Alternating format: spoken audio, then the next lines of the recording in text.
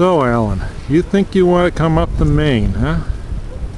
This is what's waiting for you.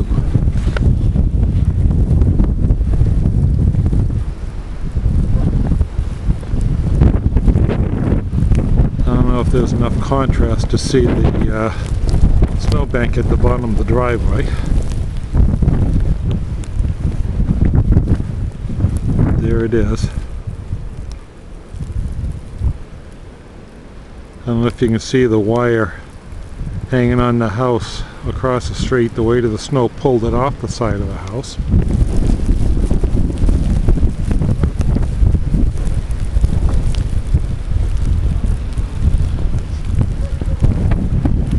My neighbor's already been shoveling. I don't know if you can see how the snowbank goes over the chain link fence. That's a 4-foot chain link.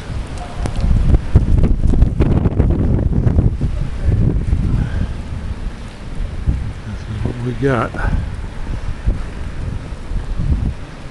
some of the branches over by the shed are hanging right down past the shed.